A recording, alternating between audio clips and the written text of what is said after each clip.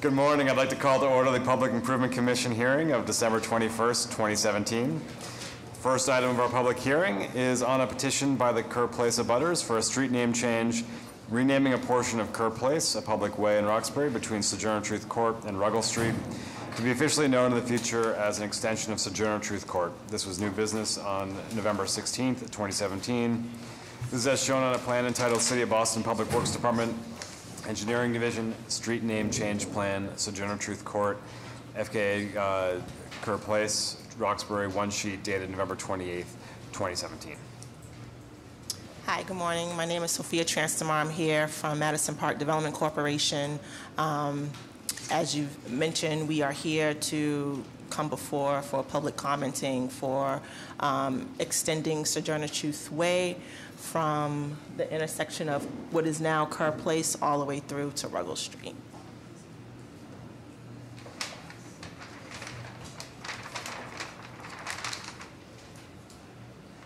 And am I correct that basically there's an existing Kerr Place, it sort of takes a turn onto what is on another section of that known as Sojourner Truth, and so essentially there will still be a Kerr Place, there will still be a Sojourner Truth Court, and what we were doing is simply making that Sojourner Truth Court sort of a contiguous straight line street. Is that right? Correct. Okay. So with that change, there are an abundance of coordination between residents across two properties within the Madison Park Development Corporation portfolio. There's also coordination as far as changing the numbers of about 8 or 10 dwellings, in addition with working with residents to update their personal business items. We can make this effective date whenever their issues are fully resolved so that we're not... Okay. So I was thinking probably the first half of 2018. I believe I would propose April the 9th, which is that second week in April. So what would be the process where we are notified? Is the ball going to be in your court? So it will be basically like in 6 months, if we don't hear, we will reach you, but hopefully you will reach us in about 4 months. My intent is to keep the lines of communication open with public improvements and let them know of the progress and the status based on this transition for us. Schedule a check-in for this date and we'll see where we're at. Do we record this thing in the... I will record it when they're ready. Okay, so there's a clock that gets ticked. After a hearing, there is only so much time which we can keep an action item open without recording, so time is of the essence. Okay. So if you work towards a 4 month, we will call back in 6 months in case if you forget to call us. Okay. Good stuff. Thank you. Other questions or comments? Amy or Todd? Members of the public? All right, I'll entertain a motion. I'll make a motion to approve a petition by the Kerr Place abutters for a street name change, renaming a portion of Kerr Place, as read into the record by the chair and is shown on a plan entitled City of Boston Public Works Department, Engineering Division, Street Name Change Plan, Sojourner Truth Court, FKA Kerr Place, Roxbury, one sheet dated November 28th, 2017. Second. All in favor? Aye. Aye. So moved. Thank you so you. much, Sophia.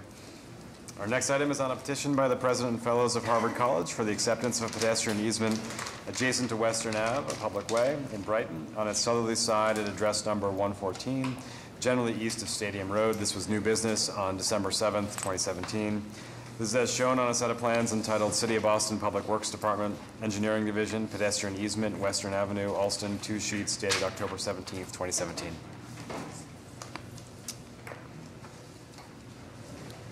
Good morning, members of the Commission. My name is Brian Judge from Goulston & Storrs, here on behalf of Harvard University.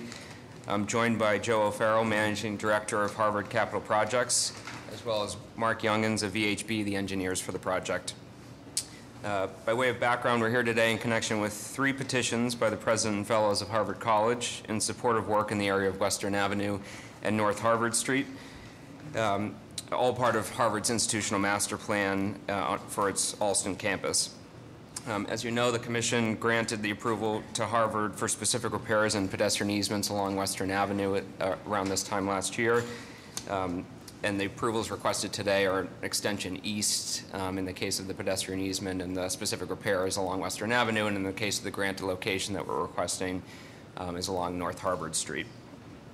I'll ask Joe O'Farrell to give you a brief overview of the project, and then Mark Youngins will answer any details. The first matter on the agenda is the pedestrian easement. Good morning, Commissioners. Thank you. So this is part of the Harvard's institutional master plan, the Science Engineering Complex, 14 Western Avenue, and just off camera, the District Energy Facility. The grant application is to get a power and data to that facility, and specific repairs are related to general improvements, extension of the general improvements in this area. Turn it over to Mark for specifics. It's broken into 3 specific actions, one for grant application, one for specific repair, one for pedestrian easement. The pedestrian easement is in the order of actions. It's first, so we'll hit that one first, even though it supports the specific repairs.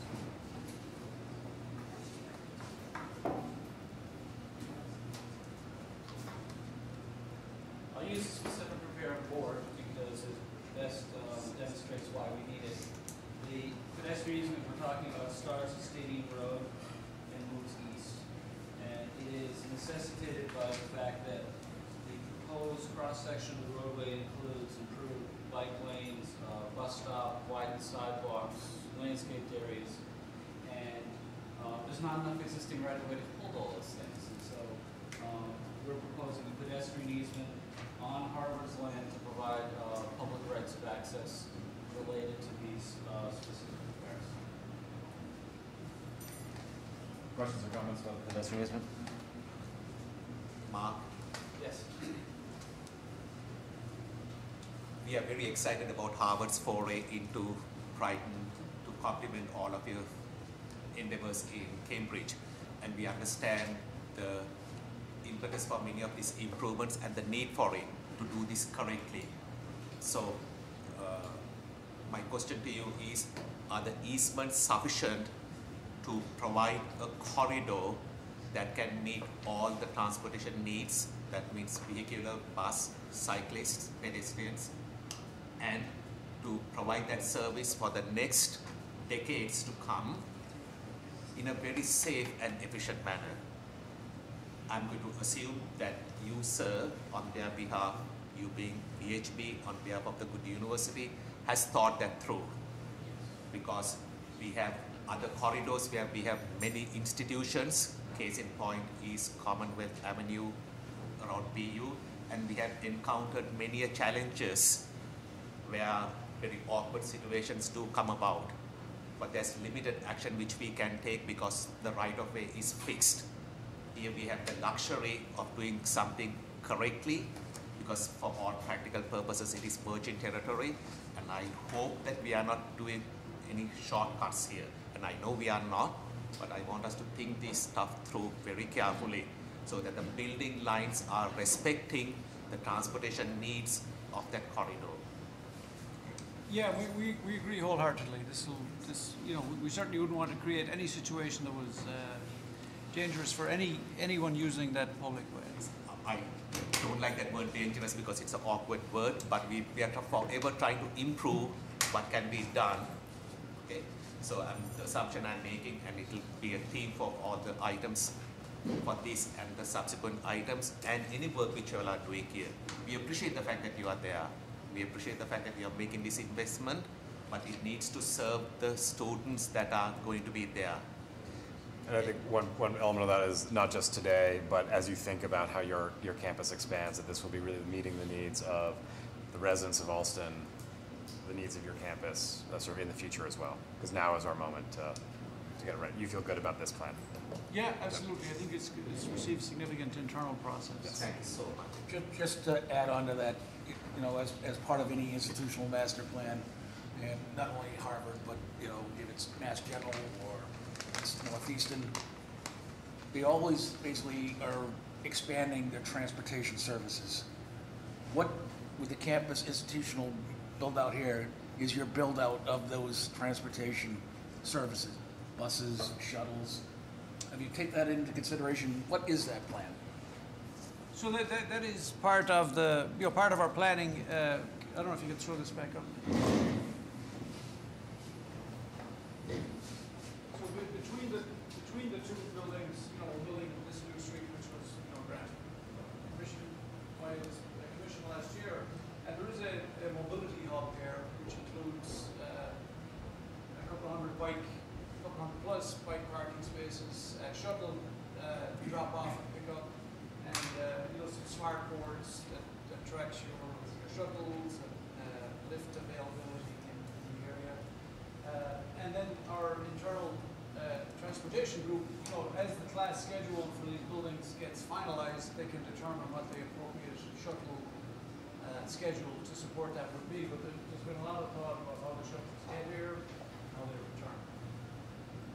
Okay, because there's often a disconnect, internally within Harvard between the B school, the private, Harvard development. So that's all been coordinated, correct? Yeah, very much so. And that's the intention here is that we're with Harvard Central Administration, which is the federal government, so to speak, of Harvard, and that to pull all those strings together. That's excellent. And Joe, that is what we are counting on, you being at that very high level. And is it foolish for me to assume, or am I off base? Will this campus be connected to the opposite side of the Charles River? Will the two campuses on either side be connected? Oh, very, very much so, yeah. More to the point where it needs to be a seamless transition. We have this artificial boundary of a watershed there and two cities that shouldn't play into the needs of a student or the citizens that are there. Okay, so transparent boundaries should be there between those two corridors. Yeah, so we honestly don't think of them as two campuses. it's one geographical area, and a student that comes to that area needs to go through seamlessly, including what Commissioner Hisford said in terms of your shuttle buses and all those modes of transportation. Yeah. So we look to you to look at it at a high level and set the corridors appropriately so that we don't have to react to awkward moments in the future. It's a very horrible way for us to manage things when we know what needs to be done today. Yeah, again, we'll continue to work with all of these groups, however as possible. Thank you. Before we get to the specific repairs, other questions or comments on the pedestrian easement? Mimi or Todd? Members of the public? All right, I'll entertain a motion on the pedestrian easement. I'll make a motion to approve a petition by the President and Fellows of Harvard University for the acceptance of a pedestrian easement on Western Avenue, read into the record by the chair and shown on a set of plans entitled City of Boston Public Works Department. Engineering Division, pedestrian easement, Western Avenue, Alston, 2 sheets dated October 17th, 2017. Second. All in favor? Aye. So moved. The next item is on a petition by the President and Fellows of Harvard College for the making of specific repairs within Western Avenue, a public way in Brighton, on both sides generally at and across from addresses number 114-140, located from Travis Street, to a point generally east of Stadium Road, and consisting of curb realignment, roadway, sidewalk, and pedestrian ramp reconstruction, as well as new and relocated specialty pavement, street lights, street trees, traffic signal infrastructure, bicycle infrastructure, storm drain infrastructure, and driveway curb cuts. This was new business on December 7th, 2017. And this is shown on a set of plans entitled City of Boston Public Works Department Engineering Division Specific Repair, Western Avenue, Alston, 4 sheets, dated October 17th, 2017. The previous approval for Western Avenue extended right to Stadium Road when Stadium Road was laid out. In the time since then, the improvements are now being proposed to be extended past 114 Western Avenue, which has always been a part of the first phase of redevelopment related to the SCC, or what was formerly known as the Science Building.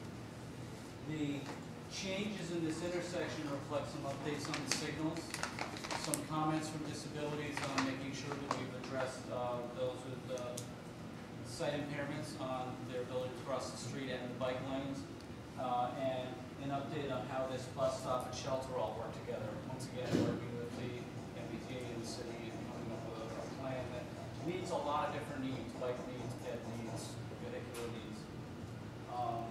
And so it extends along the pedestrian easement, main the pedestrian walking path east-west, east-west, the bike path, the bike lane, and then of course the 2 lanes of travel that exist there now.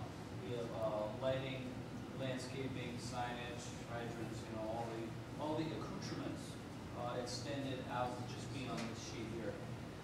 Once again, an extensive design process with BTD, the bike planning folks within the city, Boston Water and Sewer, and disabilities to get to this point.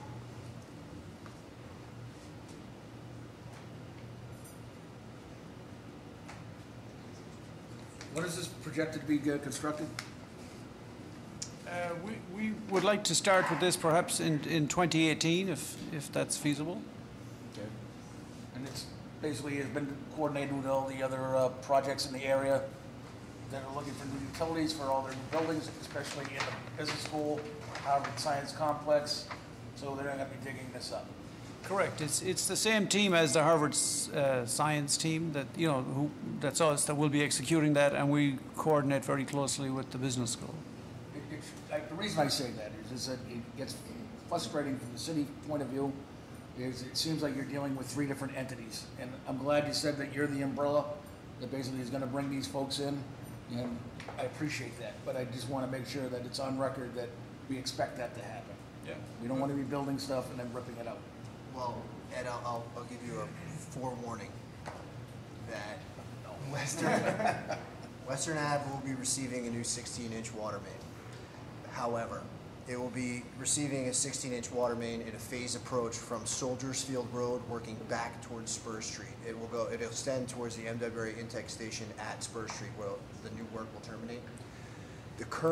The first phase of the water main is outside these project limits, so it will not impact the improvements made here. Eventually, it will go right through there, but we anticipate that that is more than 5, 6, 7 years away. So as the corridor is developed and the water demand goes up, they'll need to build that 16-inch water main. That's a concern. And those are discussion, obviously, and I know you're reacting to them. That's something that is demand built on your campus. And now we're getting to a point that, you know, these capital improvements are out. We're getting into a brand new roadway. I mean, those are all things that should be discussed up front, you know, and yeah, so we've been discussing them all from the master planning point of view, and this issue was identified. But I also understand the need for, you know, Harvard's had a lot of construction out there, and they're pretty eager to put Western Ave back together, I suppose. But so we are trying to coordinate. We got to get you up on. okay. Well, yeah, don't worry about that. Joe, first of all, it pleases me immensely that you have an excellent team that's working on this stuff, and I like your leadership and the work Harvard has done in this area. And we always look for opportunities to get it right. 9 times out of 10, we are there, but once in a while, I feel a little bit anxious. And here, I did mention this at the new business hearing, where the bicycle facilities, which I think is a key component in the usage within this campus, across this water sheet. And I think we need to exhaust not infinitely all options, but I think there's a little bit more that can be done. And what is shown here is the result of a lot of coordination from your teams and our teams. But I think there's a small area that can be adjusted. And I would seek the guidance of the excellent PIC Commission staff to how to process this petition so that it doesn't impede your needs, but it still leaves the city and your team the flexibility to explore all meaningful options to provide equitable service to the cycling community, which is important. We must learn from the shortcomings of our prior episodes so as not to repeat this. BU has been, you know, the Commonwealth Corridor. It bothers us the amount of times we have encountered awkward situations. And here we seriously want to forever live with 0. So Yeah, I think we can commit to continue to work, you know, to look at Amy, these what's the best problems. way So that- yeah, I think that the issue is the delineation of the cycle facility on the other side, and I think that we can vote for this, the lines in of themselves So will the remain the same. footprint will be the same, Exactly, but so just the- how we're going to separate the cyclists from the roadway is really the only detail that we would need to work out. And Joe, and you know, I'm always very happy when I see people that has worked with the city for years and, you know, done the right thing. So if you continue to commit to keeping the conversation and refining the solution at any point, just because PIC takes a vote doesn't mean that it is, I mean, in a way it is, but we should continuously look at ways to improve things.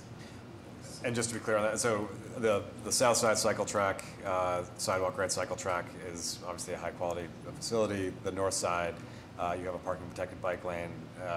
Were we to take a vote in favor, it would be contingent upon continued conversations with the PIC staff, with the Boston Transportation Department, as active transportation group, and the Public Works Department to look at other ways we could improve the cycling facilities on the north side, understanding that there's a large MWRA facility directly beneath it. So, Yeah, we agree. Yes, and MWRA, because if I was them, I'd be concerned about protecting that crown jewel of an asset with a 16 waterline with a 2-foot cover. They may and rightfully ask for certain restrictions in the means and method of construction, which will increase the price of doing business. But I think it is worth that increased price of business if I have to do it by hand. I'm just We hope taking it it to doesn't get to that. No, I'm just taking into this absurdity to make a point that here we need to make a value judgment about cost of doing business and what is at stake. Because what is going to be built, I don't want to do this pontificating nonsense. But what we are doing is going to last for decades. Yeah, And losing one is not acceptable. Okay? we So agree. you are one of the best institutions that are in our geographical area, and let's play along. Yeah, absolutely. Thank you. Because one last comment. Plug for green infrastructure. Yeah. So I'm very familiar with the Western Ave corridor from all of these plans. And it is a utility congested, very tough corridor to work in. I fully understand the challenges of Western Ave. And there's limited opportunities there. However, moving forward, you will be back to PIC over the next decade or more for new streets. And I just want to set the expectation for green infrastructure on these streets and more than just subsurface, surface feature green infrastructure. So just to kind of paint the picture, the Boston Complete Streets guidelines call for green infrastructure to handle stormwater. The area of development to the south that Harvard is kind of, partnering, but involved with Mass DOT in the master planning, the PDA and the draft EIR also call for green infrastructure for stormwater management of roadways. So I think it would be seamless and consistent to expect that throughout the enterprise campus as well. So keep that in mind as we move forward. Thank you. other questions or comments on this specific repair plan? Amy or Todd? Members of the public? All right, I'll entertain a motion on the specific repair plan for Western Ave. I'll make a motion to approve the petition by the presidents and fellows of Harvard College for the making of specific repairs with Western Avenue, as read into the record by the chair, consisting of curb realignment, roadway, sidewalk, and pedestrian ramp reconstruction, as well as new and relocated specialty pavement, street lights, street trees, traffic signal infrastructure, bicycle infrastructure, storm drain infrastructure, and driveway curb cuts. All is read into the record by the chair and is shown on a set of plans entitled City of Boston Public Works Department Engineering Division, specific repair, Western Avenue, Alston, 4 sheets dated October 17th, 2017, contingent upon further working with PIC staff on improvement on bike facilities, stormwater, green initiatives. Second. All in favor? Aye. So moved. The next item is on a petition by the President and Fellows of Harvard College for the making of specific repairs within North Harvard Street, a public way in Brighton, located at its intersection with South Campus Drive and Academic Way, and consisting of a new private utility infrastructure. This was new business on December 7th, 2017, and this is as shown on a set of plans entitled City of Boston Public Works Department, Engineering Division, Utility License Plan, North Harvard Street, Alston, one sheet dated October 17th, 2017.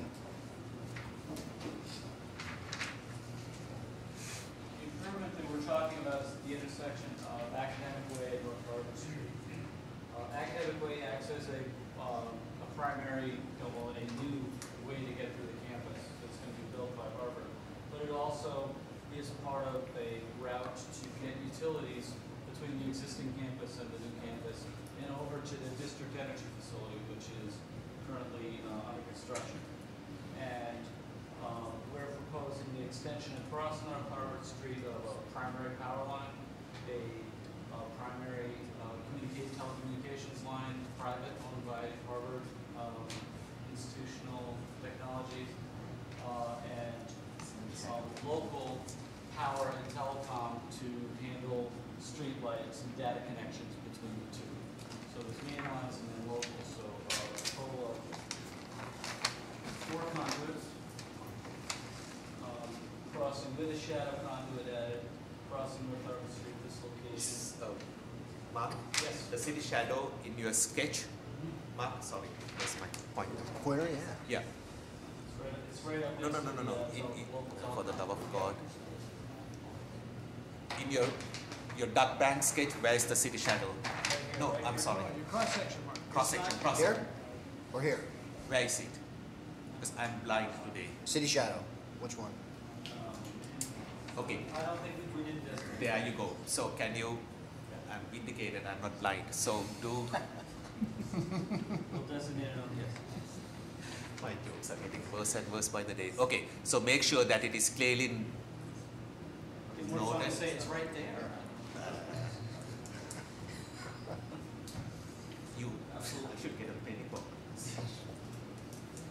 Mark, am I looking at this correctly that it is a separate conduit, though? It would not be part of the duck banks?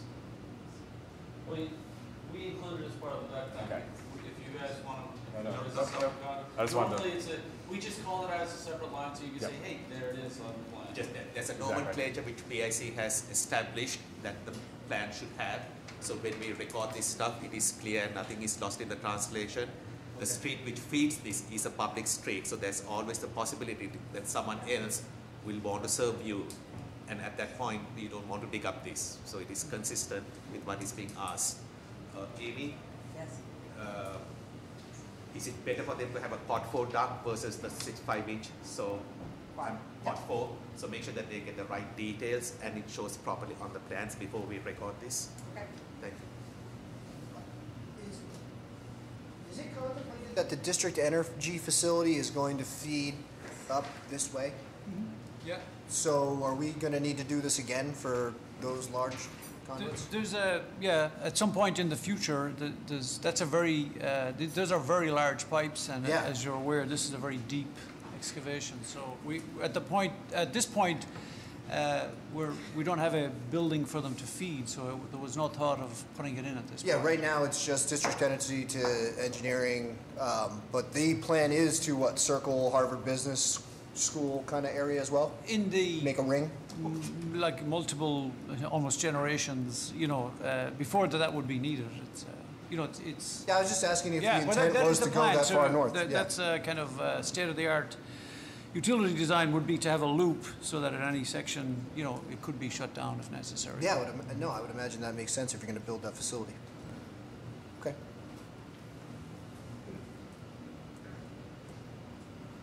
So yeah, we love the space. Okay. So annotated on the plans, you should identify the city shadow, also with a note that it should be rod roped and tagged as such, Which is a standard that we're gonna ask for on, but they don't do it. right? Yes. We're getting there. It needs to be on the plan. Yeah. So this way when it's not done, we can say, see guys, you all said you will. Other questions or comments about this specific repair plan? Amy or Todd? Members of the public? All right, I'll entertain a motion on this item contingent on the inclusion of the city shadow and the note that it should be tagged, rotted, roped. And you'll get that detail from Amy. I'll make a motion to approve petition by the President and Fellows of Harvard University for the making specific repairs in North Harvard Street as read into the record by the chair and shown on a plan entitled City of Boston Public Works Department, Engineering Division, Utility License Plan, North Harvard Street, Alston, one sheet dated October 17th, 2017, with the contingencies for labeled, roped, rotted city shadow. All in favor? Aye. So moved. Thank you. Our next item is on a petition by RAR 2-50 Stanford LLC for the acceptance of a pedestrian easement adjacent to William Cardinal O'Connell Way, a public way in Boston proper, on its northerly and easterly sides west of Stanford Street. This was new business on December 7th, 2017.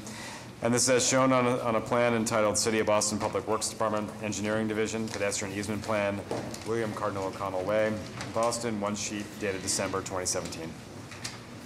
Good morning, Mr. Chair, members of the Commission, Attorney Nick Zazula, McDermott, Quilty, and Miller. With me to my left is Jason Costello from MPA. To my far left is Stephen Ventresca from Niche Engineering. Quickly, again, 50 Stanford is an existing 10-story medical office building and structured parking facility located in the west end of the city off of Cambridge Street between Stanford Street and William Cardinal O'Connell Way. The proponent is proposing to add approximately 19,282 square feet to this existing building, and in order to enhance the existing building with a minor expansion of uses, enliven the premises and ground floor, and improve pedestrian and vehicular and service access. Since we were here 2 weeks ago, we've made some minor modifications and revisions to the plans in accordance with some of the feedback we received, and Stephen will take you through those plans as we've drawn them up. Sure. Good morning, Stephen Ventresca with Niche Engineering. So as far as the ped easement goes, the only change that we made was at the eastern end of the proposed drop-off, where we show the ped easement ending, and we've actually added a transition with pavers from the cement concrete. And so that's the only location where that ped easement changes. So that's our final ped easement plan that you see in front of you. I'll just point it out. Right. It's at this location over here where the building does an actual loop on private property. Oh, yes. No, I'm sorry. Oh. So you said you are adding 10,000 or 19,000 additional square footage to the 10-story building. Did I hear that thing incorrectly, or? That's the PDA. The first Correct. phase of the project adds roughly, I believe it's Right. 14,000 square feet to Right. an existing 200,000 square feet. So are you building additional floors? No, we're only extending the first floor out. Okay, so, so the first floor is expanding? Correct. Into the back side or to the Stanford side? To the Stanford side and south to the O'Connell side. Can you show it on that so nothing is lost in the translation?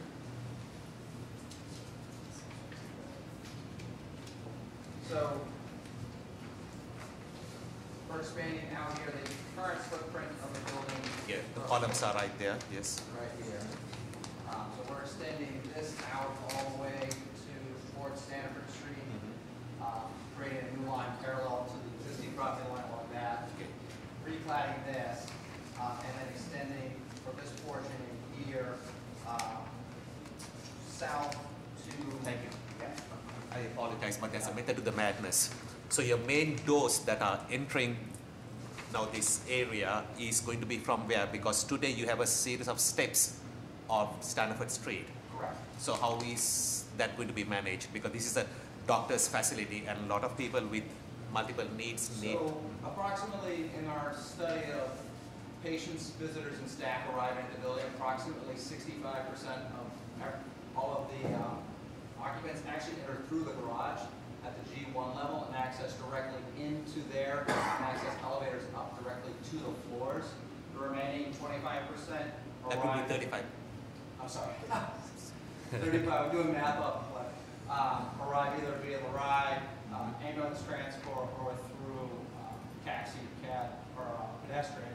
And so arrivals to that building is primarily being redirected for organizations that the building management has a relationship back to the new courtyard that's been opened up for public use with a active drop-off zone on private property. that provides drop-off zone for 4 to 5 cars, for an active loading zone here. And then the other entrance is here up O'Connell. And that, again, is the reason why BTD had requested I believe it's 10 minutes or less loading area. That is provided here to provide direct access for people unfamiliar with the courtyard or whatever. So if you're coming off Cambridge Street from MGH, because this is a satellite, Yep. MGH officers are here, you will walk down Cambridge Street, and you, rather than using the stairs on Stanford, you will come to the Yeah, you would come into the side entrance here. right there. So rather than coming in from here, you will come through there, Correct. and you will have ADA access properly graded in this zone.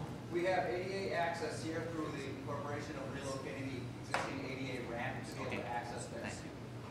So is it envisioned, because one of the major problems in the reason there's so much congestion in this area is the partner shuttles. Are they being directed to that drop-off turnaround zone? Well, we do not, technically Partners does not, You stop there every day. but they, yeah. So, You know it. What are we doing? ownership is in conversation, we have no control of the partner shuttles. The partner shuttles are not Affiliated with this. technically coming here.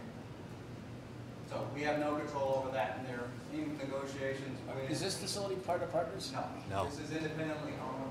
It's not. It's one of those weird buildings, it's, the majority of tenants are MGH clinics, but it's independent. Which is Partners, Yes. right? Yeah. And base, okay. So has there been a conversation with Partners relative to their shuttle services that drop off at your location? Yes.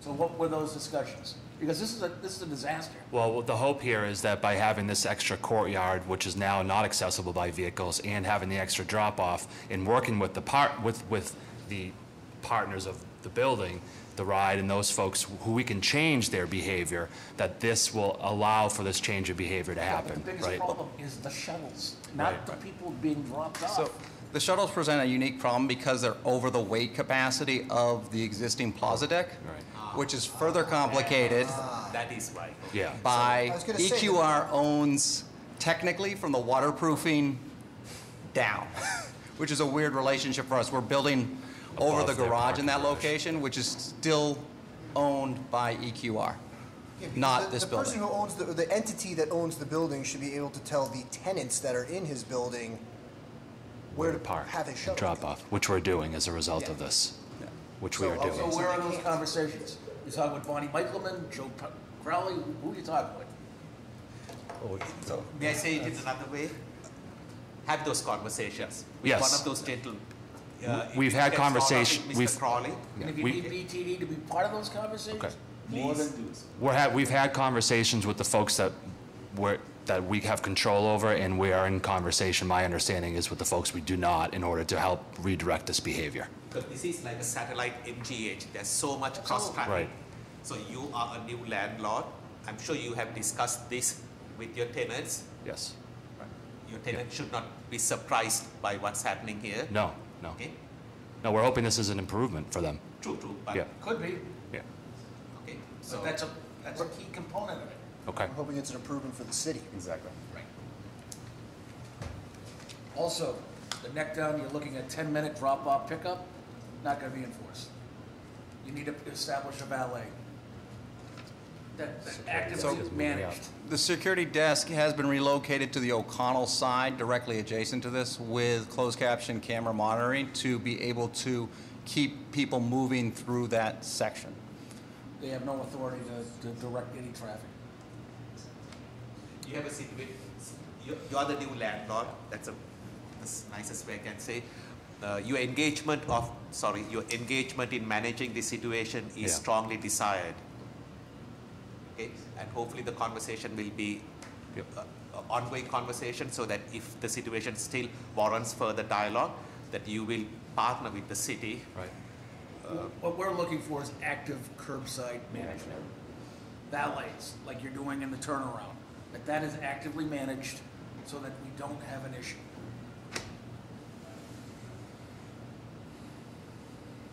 Private security cannot ticket or direct general traffic on a public way.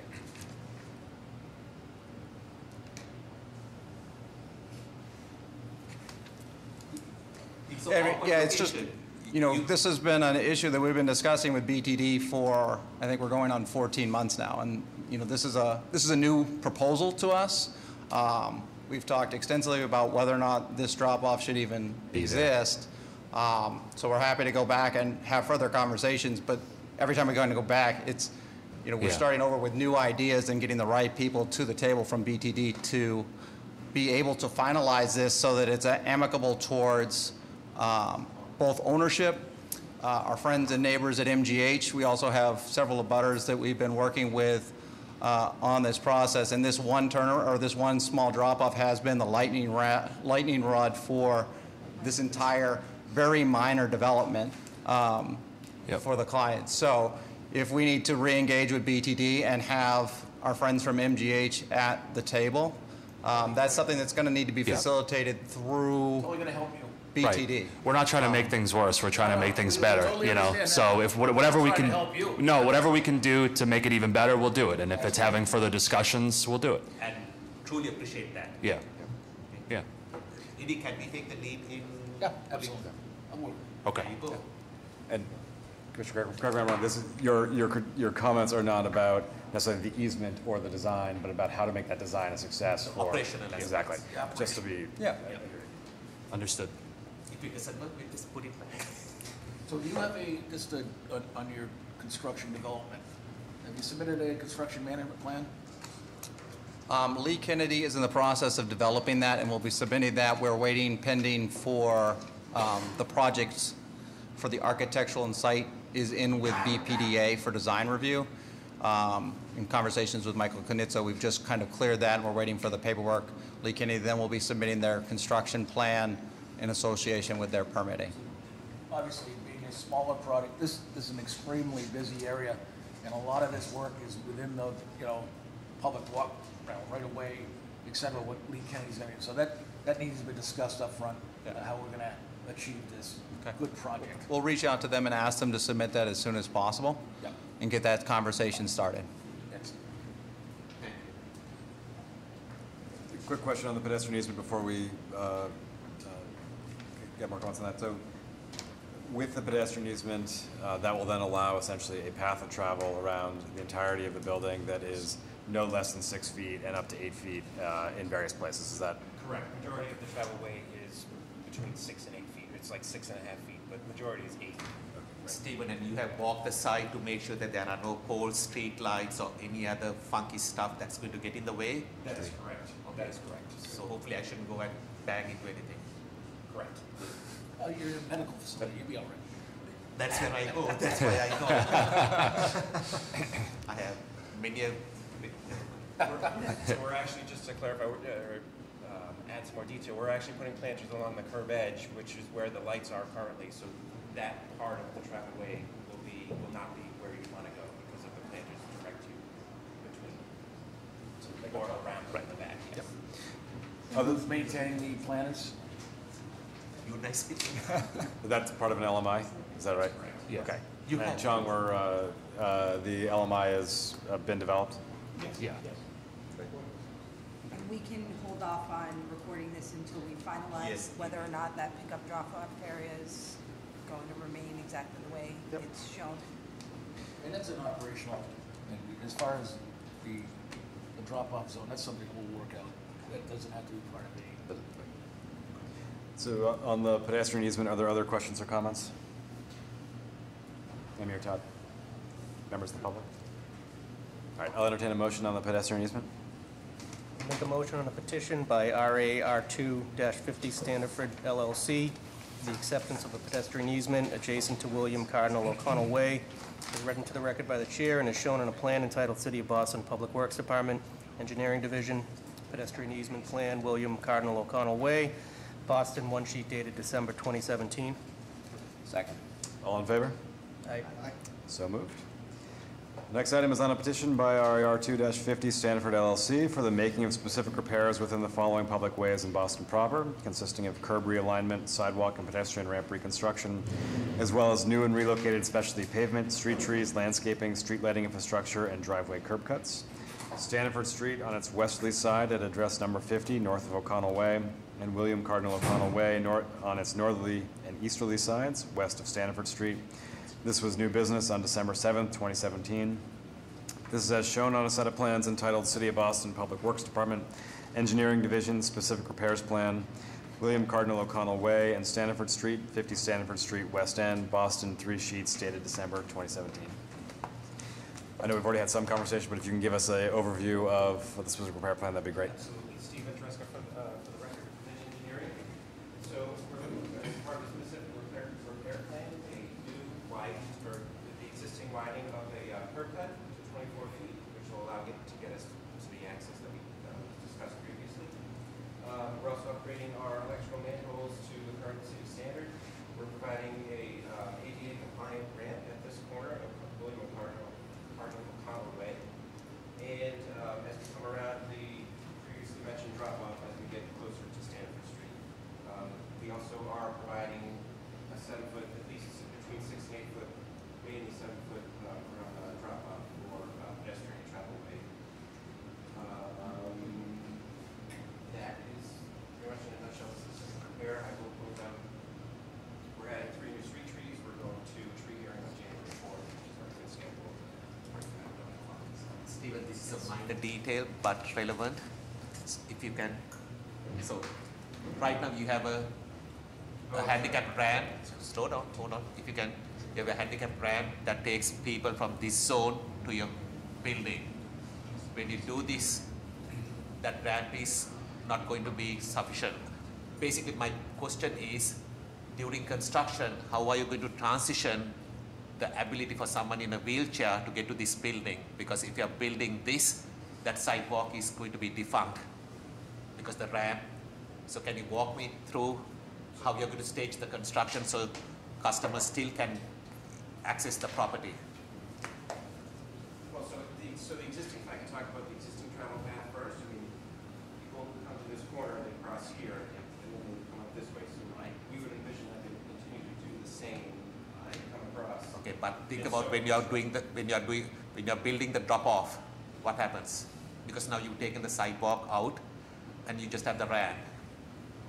Correct. So, and I guess that's part of the management plan that we Oh, right. You need to sort of please think that thing through, the sequence of construction, so that, because I have this awkward feeling that the contractor shouldn't, I mean, you need to think that one through, because these main doors are going to be out of access. That's the only ramp, and the sidewalk that is left is going to be taken out. Okay? Yeah. So no one gets to use the sidewalk. And then if you take the ramp out, ADA people can't get to the building. So you have a catch-22 position. Yeah, I see what you're saying. Okay? Yeah.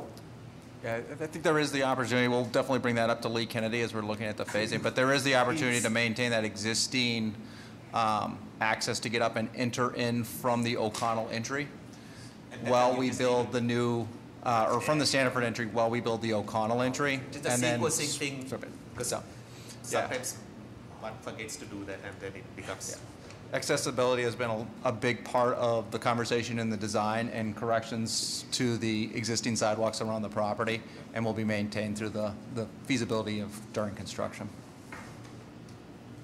Other questions or comments about the specific repair plan? Amir Todd? Is this a large project or is it a small project? Small. It's technically It's not even a technically small not even, project. we didn't go through a small project because it's not over 20,000 square feet. Right.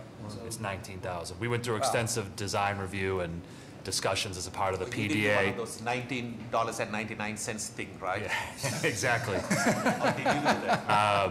We went through, because of the PDA and the urban renewal, because of the PDA amendment and the urban renewal, we did go through extensive discussions with BPDA, the community, our abutters, the church, Regina Cleary's, for all those reasons. So although we didn't go through the process, we went through the process. Other questions or comments? Amir Todd, members of the public? All right, I'll entertain a motion on the specific repair plan, keeping in mind the continuing conversations with the Boston Transportation Department about how to make this project successful both during construction and afterwards. I'll make a motion to approve a petition by RAR250 Stanford Street LLC for the making of specific repairs within Stanford Street and William Cardinal O'Connell Way, as read into the record by the chair and shown on a set of plans entitled City of Boston Public Works Department, Engineering Division, Specific Repair Plan, William Cardinal O'Connell Way and Stanford Street, 50 Stanford Street, West End, Boston, 3 sheets dated December 2017, with the caveat for ongoing and comprehensive coordination with BTD. All in favor? Aye. Thank you. Thank you very much. Thank you all. Our next item is on a petition by 1000 Washington, Boston Owner LLC for the acceptance of a pedestrian easement adjacent to Harold Street, a public way in Boston proper, on its southerly side between Harrison Avenue and Washington Street. This was new business on December 7th, 2017, and this is as shown on a plan entitled City of Boston Public Works Department, Engineering Division, Pedestrian Easement Plan, Harold Street, Boston proper, 1 sheet dated September 14th, 2017.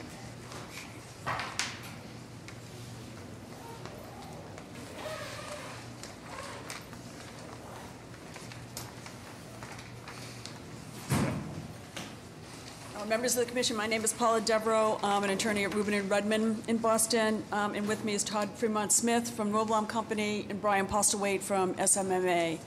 We're here on 2 petitions. The first is a pedestrian easement. The second is a petition for specific repairs for a project at 321 Harrison Ave and 1000 Washington Street.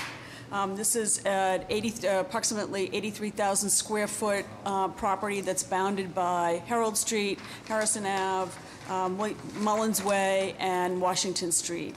And we're here, there's an existing 11-story office building at 1000 Washington Street, and there's also an existing separate parking garage. The project at 321 Harrison is to add 8 stories above the garage for an office building. We've gone through large project review with the BPDA, and this is a PDA, so we went through the PDA process as well. Construction is hoping, there's a building permit application, so hopefully construction will commence this winter or spring. And I'd like to turn it over to Brian to talk about the specifics of the pedestrian easement. Good morning, gentlemen. The pedestrian easement proposed here is along Harold Way, Harold Street. And the purpose for the pedestrian easement is that the portion of the right-of-way that is available for the sidewalk is too narrow to provide both a furniture and planting zone that Complete Streets Guidelines would prefer, as well as a pedestrian zone sufficient for accessibility and ADA.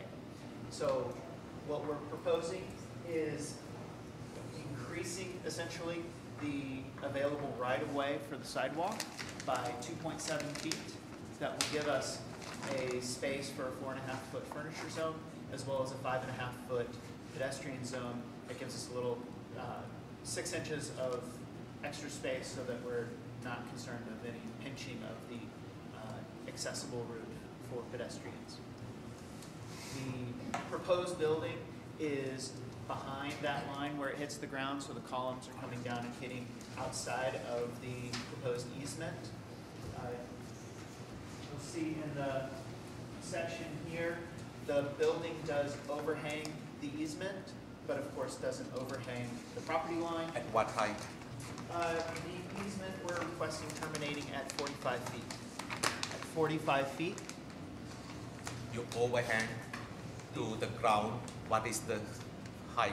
The height is 45 feet high. So because the building overhang is above the existing garage. Oh, yeah, that's right. So, so the garage goes up at its existing location.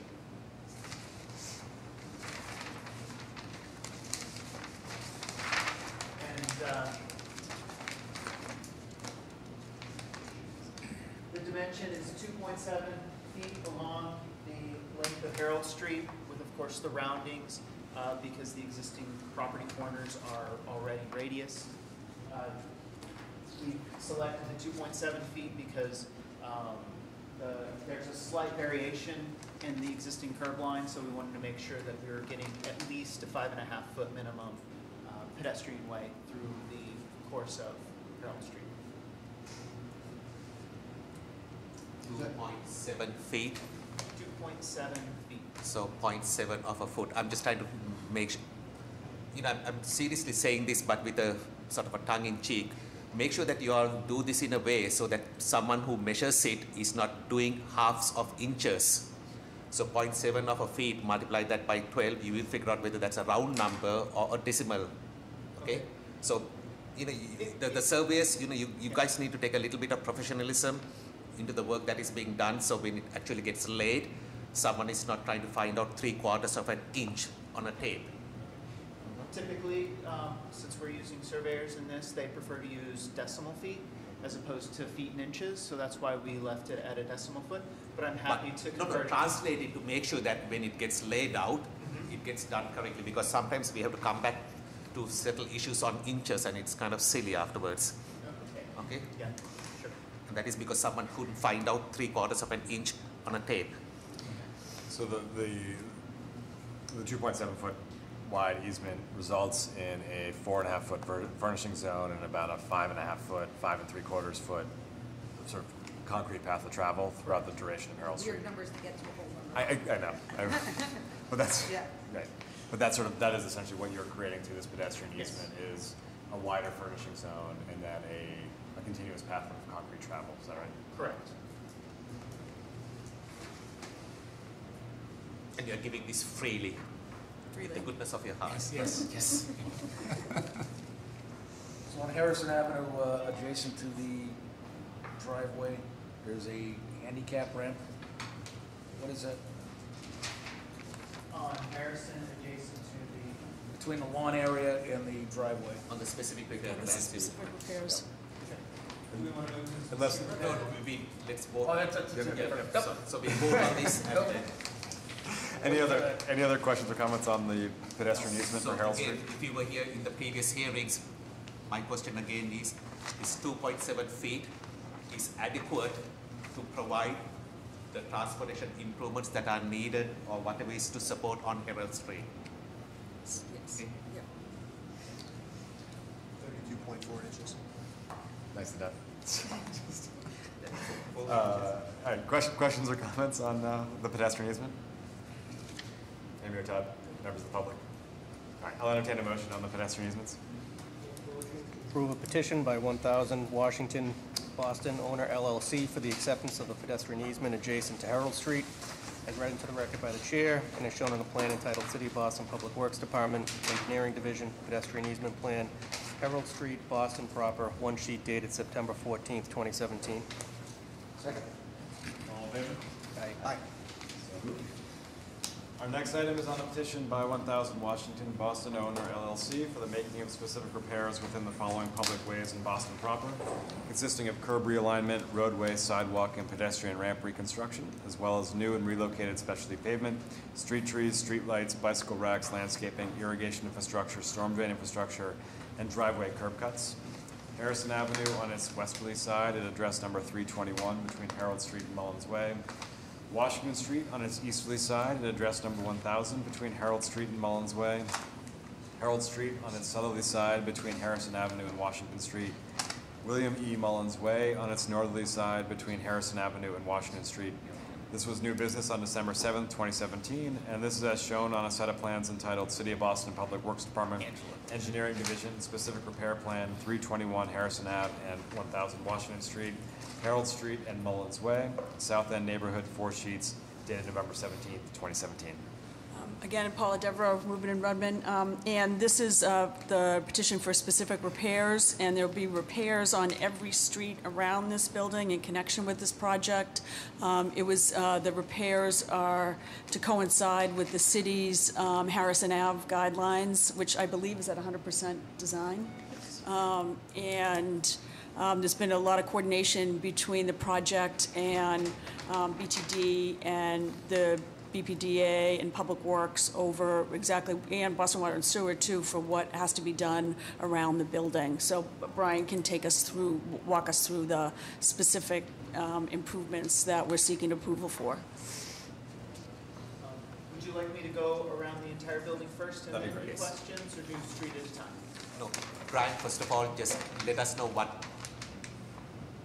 let us know what these streets are. Yes, Okay, absolutely. like that. Absolutely. So at the northern end of the block is Herald Street, which we were just discussing. On the eastern side is Harrison Avenue. On the southern side is Mullins Way. And on the western side is Washington Street. The proposed project is on the northern half, predominantly. The new building's on the northern half of the project, where the existing parking garage is. Though there is some reconstruction of the lobby and the plaza areas in between the two buildings, as well as the loading dock and the new residential or new retail facility on the southeast corner. I'll start with Herald, since that's where we were working just now. So the proposal along Herald is to install a furniture zone, which includes of porous brick pavers, trees, and new pendant street lights. And all of the lights are matching either what exists on Washington Street or the proposed Harrison Ave design guidelines, or the design plans for Harrison Avenue. So we've matched pendant lights for the street on Herald Street. Yes. That, as we discussed earlier, with the easement, allows for a 5.5-foot pedestrian zone, all of Caston Place Common.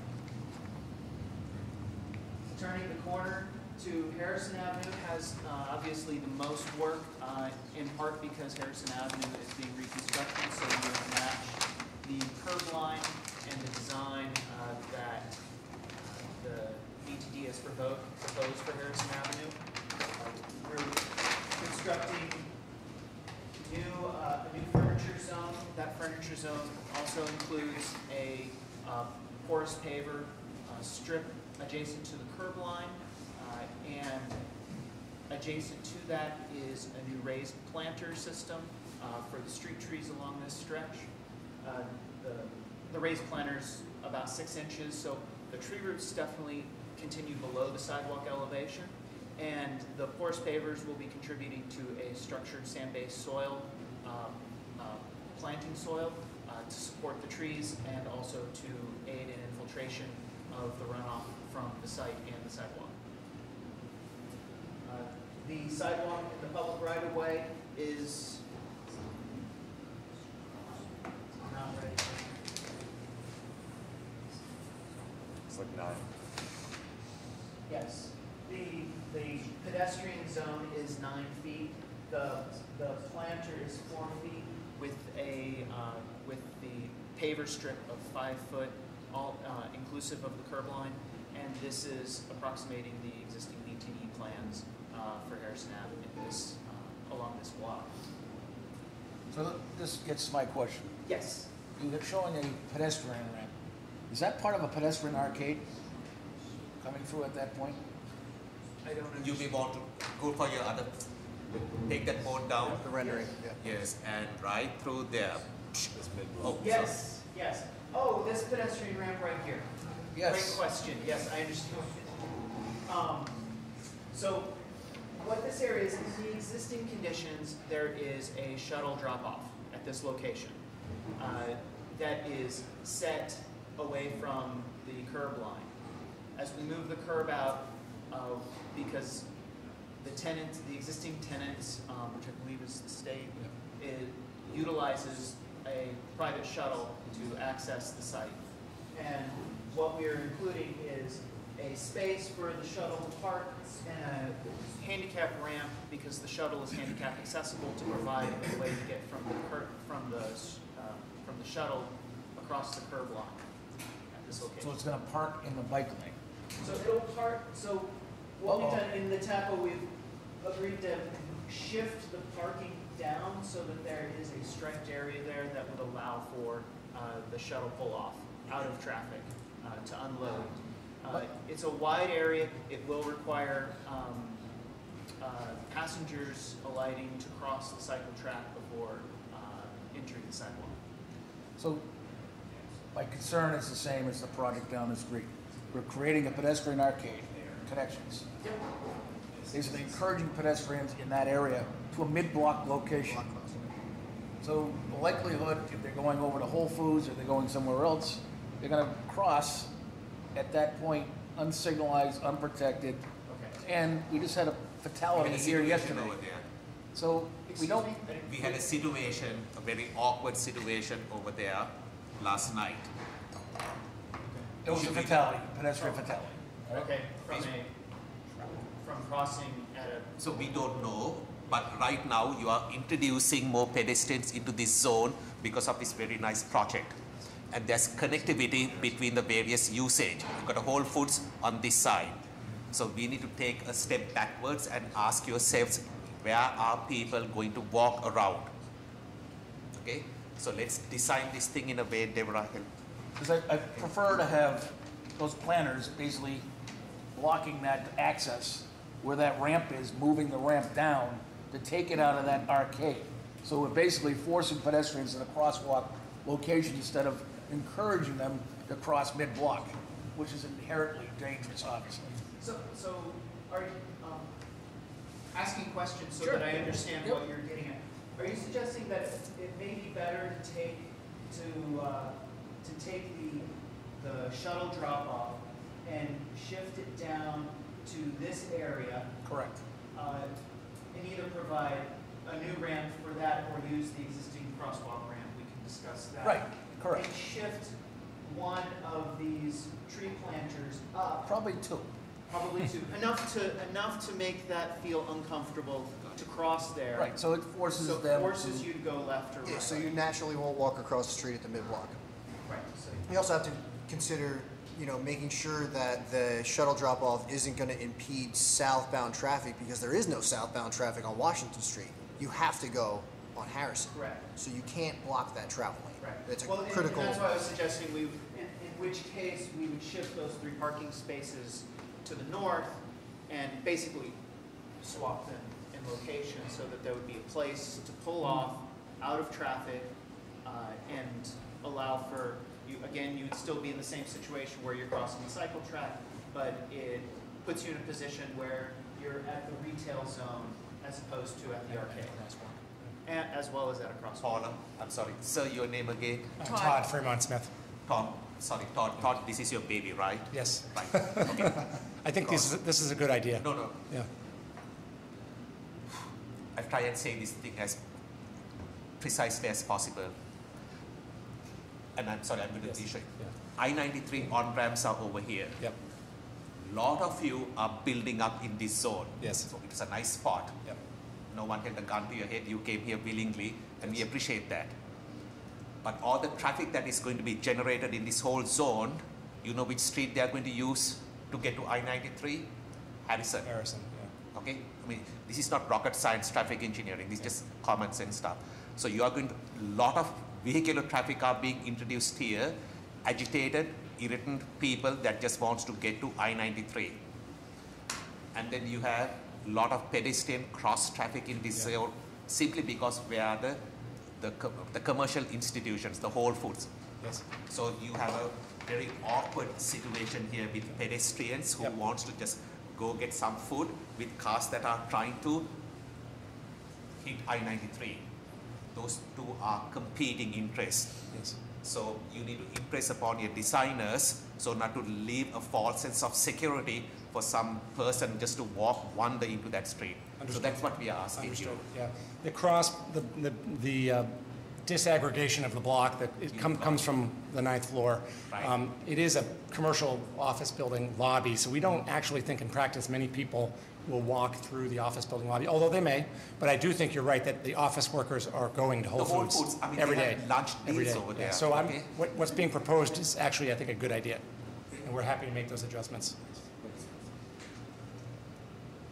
And to clear a point, in terms of the city's plans for this, the road improvements. Yes. First of all, I want you all to be very cognizant of the fact that all these improvements for the sidewalks, that's on you because you are tearing up the place. We're carrying curb to curb in our budget. You are carrying it. I mean, Yes. that's not an improvement. We are just telling you a consistent design, so your improvements, you're putting things back is somewhat consistent with the ink block. Okay, so Yes, exactly. that's a given. Yes. Now you are also tearing up our streets because of the utility connections. So we will come back and do it, hopefully, at a point in time when all of you all are done. Yes, okay. Okay? Yep. I'm not sure why the city has to put up those funds, but that's a separate discussion. And the point, Todd, you need to be mindful of, I think it is on this side. I don't think this property has changed hands yet. I'm not sure. Okay? So when we are trying to look at this street, there are going to be some odd issues. So we will continue this conversation to ensure that when you are done and when your tenants are moving in, that the area is still walkable and safe. Understood. Okay? Yes. Thank you, sir. Before we move to Mullins Way, other questions or thoughts on Harrison?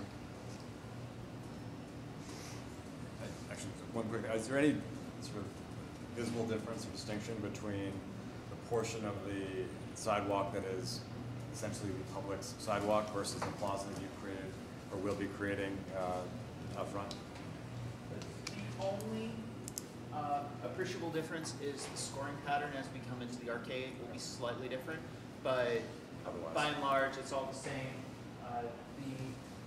Towards the in front of the retail area, the biggest difference is there's once you cross over to the private property, there's that horseshoe or half moon lawn area, as well as the forecourt for the retail area, which would have seats and chairs and tables. Any other questions on Harrison Ave? Great job on the pervious paver strip and the structural sand. That's what we want to see. Thank you. Mullins, sorry, go ahead, please. Oh, that same detail is utilized on all three sides that have tree plantings in the curb line. It's a great example for your neighbors that are developing.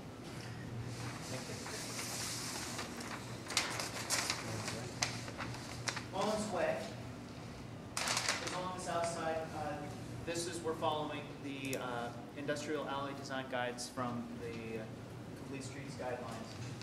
We are, at BPDA's request, we are widening the sidewalk and removing the parallel parking on our side of the street, which is similar to what 345 Harrison is doing on their side of the street.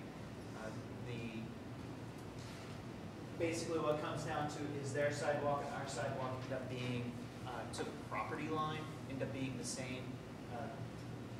Their sidewalk looks bigger only because they have a slight setback, and our existing building is right on the property line. The existing roadway that's left, I believe that we're at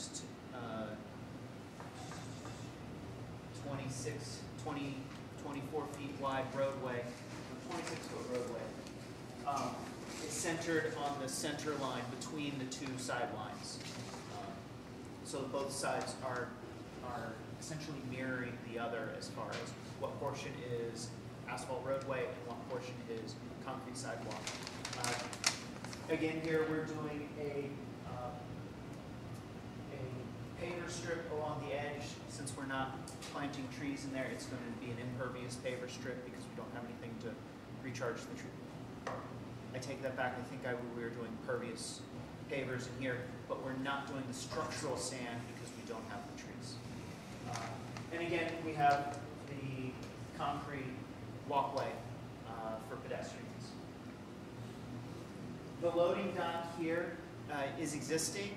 We're reconstructing the driveway, the curb cut for the loading dock. Again, this is a standard raised sidewalk level curb cut. What kind of design vehicle can that accommodate? It is designed for the, I'm sure I will get the term wrong, but I believe it's the SU-45. SU-36, maybe? Well, it's the SU-36. Our traffic consultant recommended we go up one size. So WB-40? WB-40. Okay. That's good. There's enough clearance to Yep. accommodate that? Yes, yes. That's what they're depicting. That's even better. Actually, with the lack of street parking, it makes it that much easier. So what is the cross section? So it's just gonna be double yellow down the center? Yes, double yellow down the center. I just want to pull this up. Two 13-foot lanes? Yeah, two 13-foot lanes, so 26-foot curb to curb.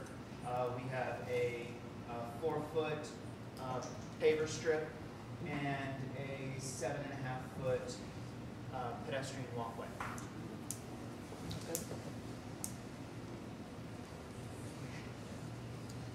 Thanks to Washington Street. Washington Street is, the existing sidewalk and the existing curb are being kept as in its current locations. We are reconstructing the curb as necessary because some of the curbs are falling down a little bit, so we're going to be making sure that we have a consistent 6-inch reveal. This is similar to what we're doing on Harold Street. Again, the existing sidewalk is brick pavers for ADA reasons and to be consistent with 345 Harrison adjacent to us.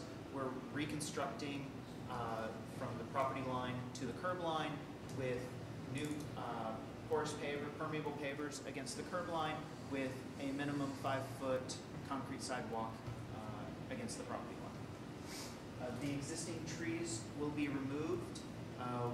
We did get, as we mentioned 2 weeks ago, we were simultaneously in the hearing. Since then, I've received the approval to remove those trees, and we will be replacing those trees as proposed. And the existing lights along Washington will be removed as needed for construction, and then will be replaced. And the existing driveway will be reconstructed but kept in its current geometry. So just as part of the construction plan review, obviously there's going to be alternate street lighting during construction due to public safety, so making sure that they include that in the CMP document. I will double check that. I have not. I did not. No, we're still, it's early on in the CMP review. I mean, I know they're currently reviewing that now. Right. At the intersection of Washington Street at Harold Street, in the northbound Silverline lane, there's some pavement failure in the form of rutting. And when you reconstruct that sidewalk and reset that curb, your pavement patch that's going to go out a couple feet, you know, in order to set the curb and do your work on the sidewalk, is probably going to improve that a little bit. So there's a bump. So just don't cut it in the middle of the bump. Just go to the edge of the bump and cut it. Okay. I know that's a little nitty-gritty for a PIC meeting, but it annoys me. But that's a good point, because there's significant utilities that are going to go in here, you know, as part of that. And how invasive it is based on restoration. So. Yeah.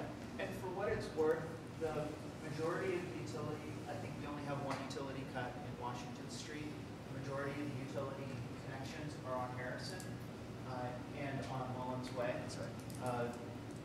One thing that I glossed over, but we discussed last week, is that we are reconstructing the water lines in Mullins Way, and part of that because the existing line runs through here, and part of that is because the existing line runs right under the new curb line location, so we're relocating both water lines into Mullins Way, and thus we'll be trenching and full depth construction at the water lines, and we'll be doing milling and overlaying for the rest of the street, so it's a complete top course from curb to curb. Better there than Harold Street.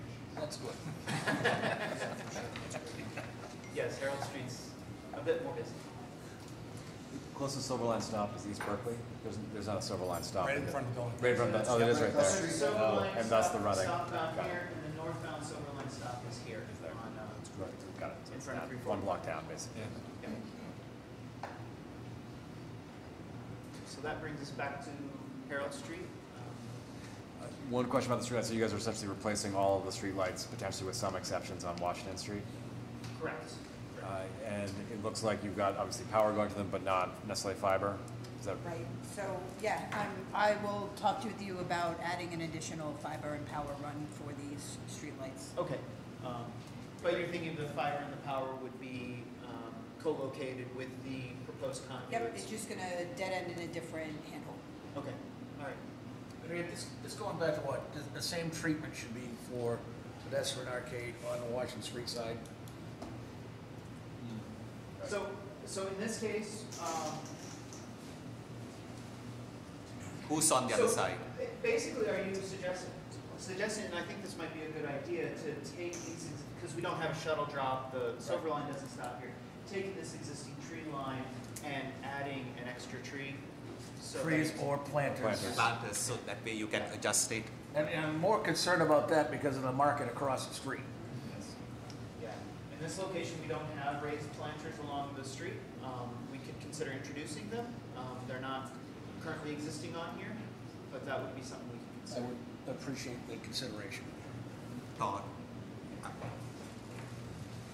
I'm not trying to labor this point, but I hope you understand. Again, I'm sorry, I'm going to show it. The I-93 on-ramp over here, Yes. Yep. the catchment area that takes traffic to that is actually influenced by how well the South Bay Shopping Center stoplights function. Yep. That is the extent of the catchment area. I know people who would travel north up to Harrison and come out here to jump the queue because versus going on the access roads next to the South Bay. All of Millionaire Cass empties out onto that access road. You can go through 10 light cycles failures during peak hours. So everyone comes up Harrison Avenue to jump the queue. So be extremely sensitive to this huge abundance of new Pedestrians. buildings that has been put up, Okay. which is, it's perfect for the area that has a lot of pedestrian traffic. Unfortunately, the awkwardness of that I-93 southbound on-ramp is what's creating a challenge situation for us. So be mindful of how these curb treatments are to compensate for people who are, living here. At 6 o'clock in the evening, they're at home. We are still trying to get home. Yes. And they are going to now go to a restaurant or something, and they're in that down mode. And they are facing drivers who are still trying to get home. Okay. They're competing interests. We'll go around the site again and just And try to think- focus them and on the think side, from on the that crosswalks. perspective, Yeah, okay, yeah. of how you're managing your own. Because if we can get all the buildings to look at it from that perspective, yeah. we can hopefully improve things. Okay, understood. Any other questions or comments on the specific repair plan? Maybe Tom? No, we will incorporate, or we'll work with them to incorporate additional landscaping at the cut through and Arcades. the fiber power and streetlights. Great, thank you. All right, members of the public? Nope. All right, I'll entertain a motion on this item. I'll make a motion to approve the petition by 1000 Washington Street, owner LLC, for the making of specific repairs within the following public ways in Boston proper, consisting of curb realignment, roadway, sidewalk, and pedestrian ramp reconstruction, as well as new and relocated specialty pavement, tree trees, street lights, bicycle racks, landscaping, irrigation, infrastructure, storm drain infrastructure, and driveway curb cuts. All is read into the record by the chair, and is shown on a set of plans entitled City of Boston Public Works Department, Engineering Division, Specific Repair, Plan 321 Harrison Avenue, and 1000 Washington Street, Harold Street, and Mullins Way, South End neighborhood, 4 sheets dated November 17, 2017. Second. All in favor? Aye. So moved. Thank you. Thank you. Thank you. Our next item is on a petition by 260 Franklin Inc. for the acceptance of a pedestrian easement adjacent to Franklin Street, a public way in Boston proper, at address number 260, at the northerly corner of its intersection with Oliver Street. This was new business on December 7th, 2017, and this is as shown on a plan entitled City of Boston Public Works Department, Engineering Division, Pedestrian Easement Plan, 260 Washington Street, Boston, one sheet, dated October 30th, 2017. Good morning, Chairman Osgood and members of the Public Improvement Commission. Happy solstice and happy almost end of your hearing. So, Mary Marshall with Nutter, McLennan, and Fish, the lawyer for the team, together with Frank Holmes, representing Stantec, who's the site civil engineer and the architect. This is a project that appeared before you for new business on December 7th. It constitutes the last element of upgrades to an existing office building at the corner of Franklin and Oliver Street. The upgrades are necessary to bring a 1983 building, which is when I graduated from college, into the 21st century. And it will, in conjunction with that, this is the first of two actions where we're here before you. The first is a grant of pedestrian easement to improve the accessibility at the corner of Franklin and Oliver. I don't know if you'd like Frank to review the plan at all. That'd be great. Okay, super. So, good morning, Frank Holmes, Stantec. The yellow highlighted area here is the pedestrian easement, and the reason that we proposing the easement is the existing wheelchair ramp at the corner will be improved. It's going to be improved in the same location as existing. However, the current ramp doesn't meet standards, and with the new ramp, it will meet the standards. The portion of the level landing area would be on private property. And so in consultation with PIC, it was recommended that we provide a pedestrian easement. And it was also suggested that we not only provide an easement just for the portion of the level landing area, but also for the portion that's shaded here in yellow, which is where people in the existing condition today travel. So it's all with sidewalk right up to the face of the building, so people use a portion of the private property as if it's a public way. And so that's what's being proposed. Thank you. Surely. Thank you for doing this. Super. Okay. Well, we're happy to be here.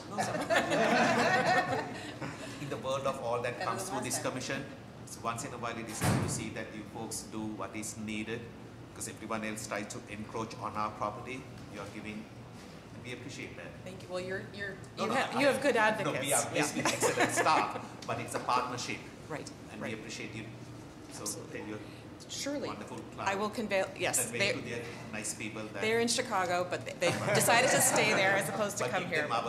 Yes, I will represent that back. Thank you, sir. Perfect. Okay. Super. Questions or comments about the pet easement? Spirit of the solstice. Yes, being a druid, I completely More light ahead. Name your top. Members of the public. All right, I'll entertain a motion on the pedestrian easement. I'll make a motion to approve a petition by 260 Franklin Incorporated for the acceptance of a pedestrian easement adjacent to Franklin Street, as read to the record by the chair, and is shown on a plan entitled City of Boston Public Works Department, Engineering Division, Pedestrian Easement Plan, 260 Franklin Street, Boston, one sheet dated October 30, 2017. Second. All in favor? Aye. So moved. Thank you very much.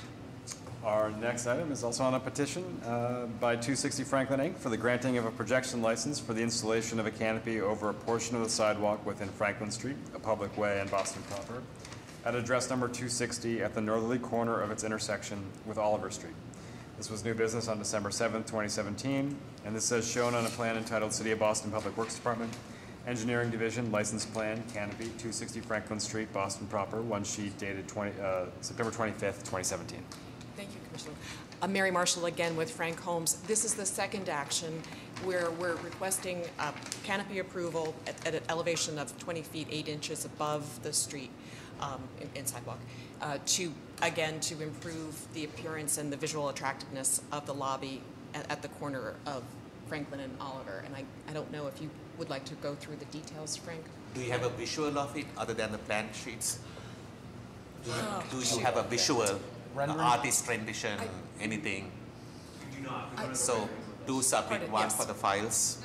Absolutely. In fact, Righto, there's more detail that the architectural drawings that have been approved by the BPDA staff will make sure that a full sort of set of those get provided to Todd. I did give Todd one of the sheets just showing, because Ann McNeil will need that too for the calculation of the canopy license. So one quick question. Yes. No electronic media attached to this? No, there are numbers. The number 260 will be on the canopy. I'll be honest with you, I'm not sure if it's lit or not, but there's no electronic signage or anything like that. No. Great. Yes, we're not within that district. We wouldn't try that, but not on the solstice at least. So, thank you. In fact, the grant of the pedestrian easement and then the request for the canopy license, we're now doing it on what is now will be public way. So we will have to work with the.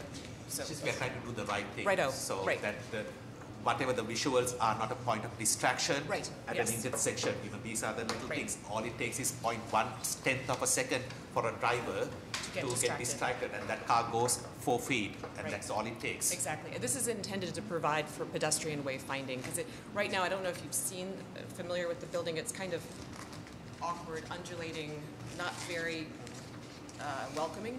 And so the idea here is to create a point of arrival. I'm not an architect, so I should really stop talking. But do give us that yes. isometric yes. So and I'm very aware of, I walk that area a lot, and I know pedestrian and vehicular traffic is challenging there. So again, on the plan, the areas that are shaded in yellow are the areas where the projection license is being requested. The canopy would be partially on over public way, and then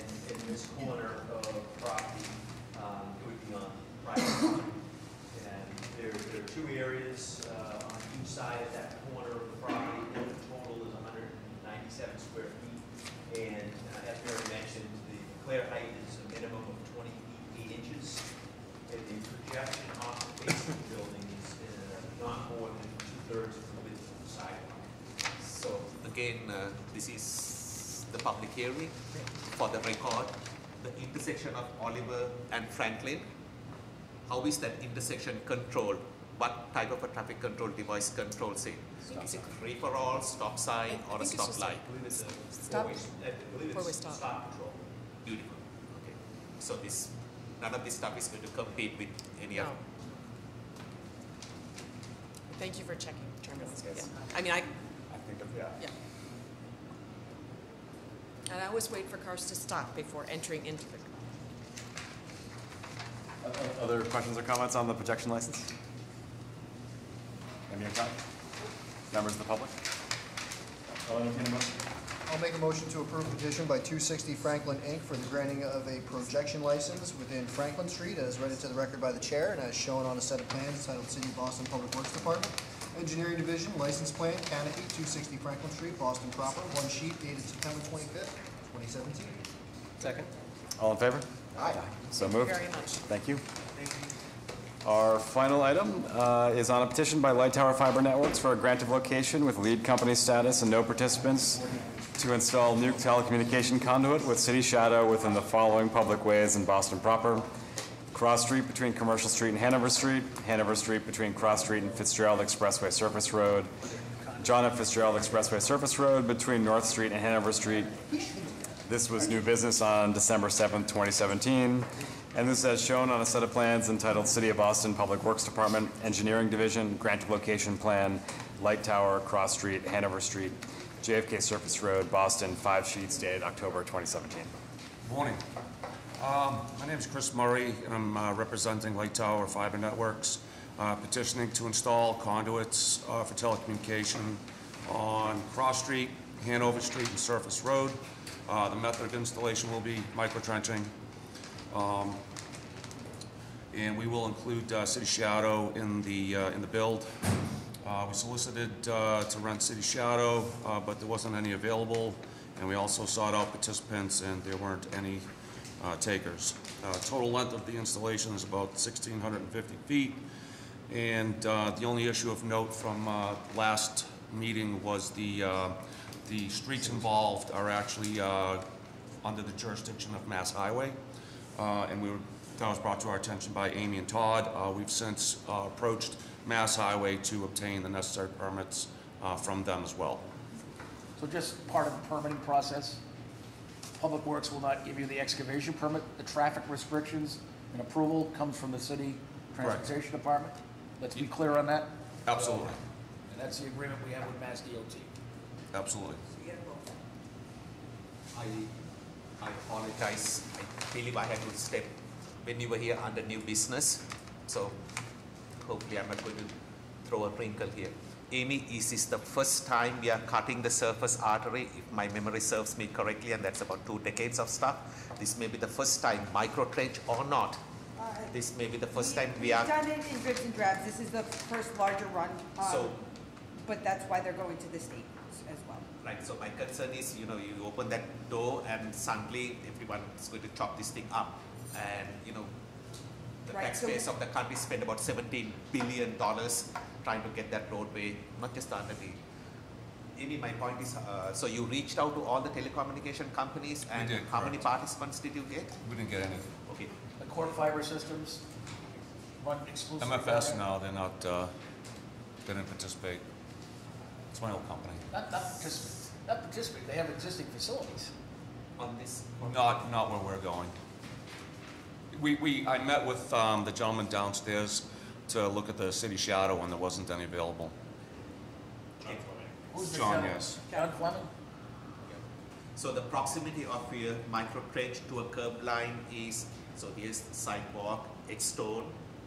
How close are you to the Edgestone line? I think it varies a little bit. You can see on the plans that we submitted. So, tell me, is it within 6 inches, or do you straddle? It's generally further out from the sidewalk than 6 inches. It's further out. So are you on a parking lane or a travel lane?